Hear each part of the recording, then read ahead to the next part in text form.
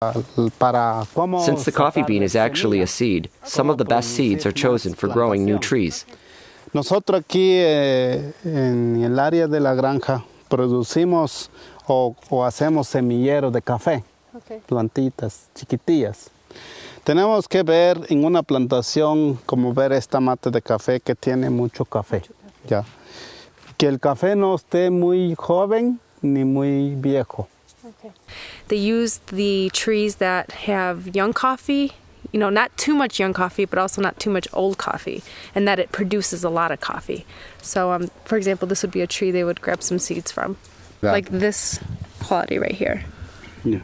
And they use both soil and sand.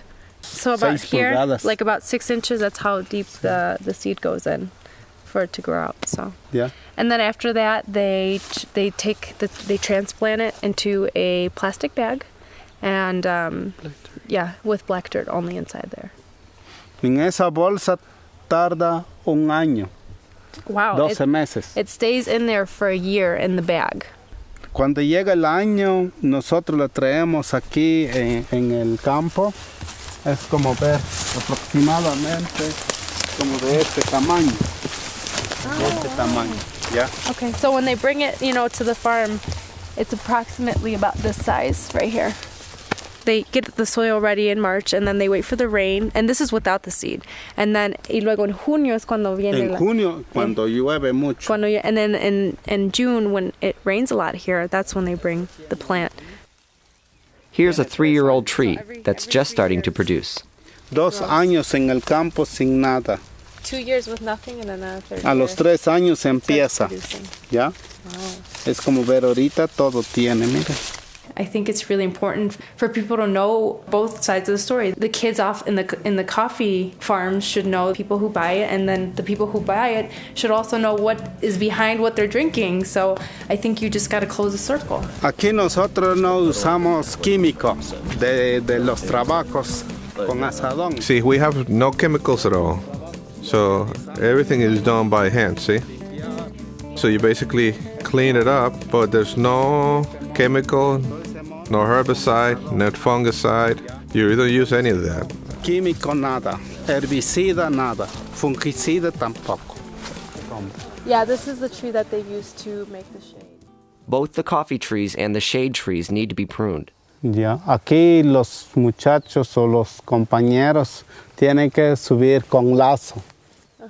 The shade trees need to be pruned so that there can be the right balance between sun and shade for the coffee trees underneath. Tiene que asegurarse que no es mucha sombra, pero suficiente. ¿Por eso cortan? Sí. Okay. So every year, workers go up there and they make sure that the tree's perfect with shade. So sometimes it grows too much branches, so they have to cut.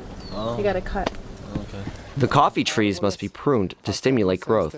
If the branches aren't pruned, they become thick and can actually stop producing. Whenever the stump gets about this thick, it doesn't produce coffee anymore, so they cut it down. It's not dead. It's growing again. Renovar. It's renewing right here. La misma planta. So that it can produce again. Cuando hay sombra y se corta eso, esto no crecen. When there's shade and that gets cut, then this does not grow. No crece. It needs the sun. He says when they cut it down, a lot of little branches start growing out of it, and he said it's really important. You have to look at it, and you can only pick up to 3 to 4 branches to leave to grow. This branch has 3 leaves growing out the top of it. That's not a good thing. You need something like this one where it's only 2 leaves, and this one's still pointing up, ready to go, keep growing forward. So it's all about symmetry. So once this grows to get bigger and bigger, these will stop producing. So then they do the process again, which is they cut down the branch that produces, and then this starts growing again, the other side. It's very interesting. Yeah, bueno.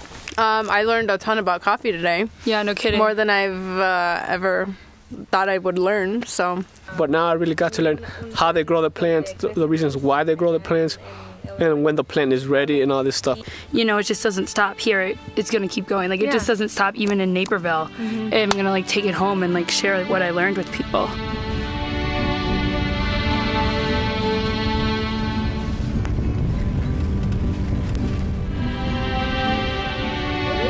That night, we went into town for the last time. It was bittersweet to know the time we'd spent with each other would soon be over.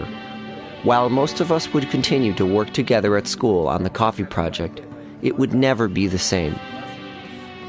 We would also be leaving behind the people we had come to know and a way of life that we could never lead at home. It's definitely worth coming here. It'll definitely change you in a way that you might not realize until you get back home. And when you get here, to me personally, I don't want to leave. None of us talked about it, but I think that's how we all felt that evening. Ahead of us was the adventure of the Scythe competition and selling this wonderful coffee. If we get the story of San Lucas around, I think people will get maybe some of what we have experienced here and try to help and cooperate with Scythe and the Fair Trade projects. For tonight, we would enjoy the time we had left, savoring the moment. I knew it was an experience I'd never forget.